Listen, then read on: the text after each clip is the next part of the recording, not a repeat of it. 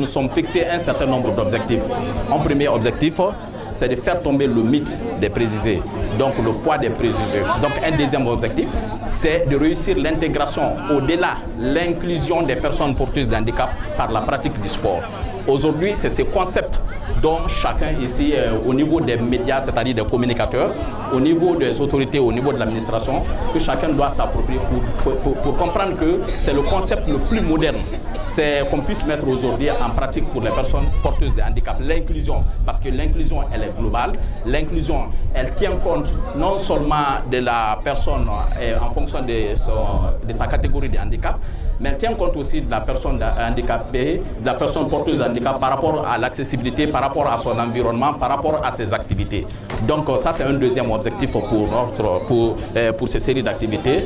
Et également, c'est de réussir le développement des personnes porteuses de handicap par le biais du sport, notamment en les tirant de la mendicité, en les tirant de la rue, pour les ramener vers une activité noble qui est la pratique du sport. Et il faut aujourd'hui, le ministère des Sports devrait faire l'annonce officielle à la presse que notre pays, la Guinée, à travers son mouvement paralympique, s'est qualifié aux Jeux paralympiques, aux prochains Jeux paralympiques de Rio, par un système de wildcard qu'on appelle carte sauvage. Donc on a pu faire qualifier un athlète.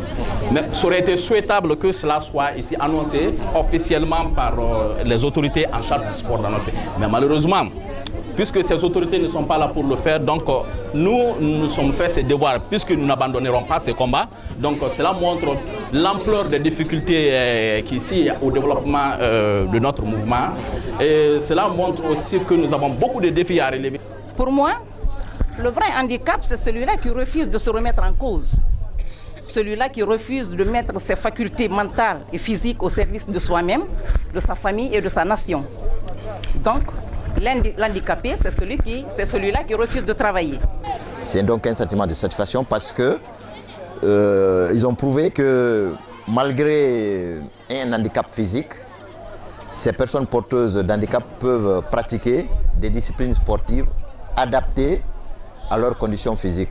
C'est un sentiment de satisfaction parce que grâce à la médiatisation qui va suivre, l'opinion publique et les autorités vont savoir que ces personnes vulnérables peuvent se gérer de façon autonome et qu'elles doivent bénéficier d'un accompagnement.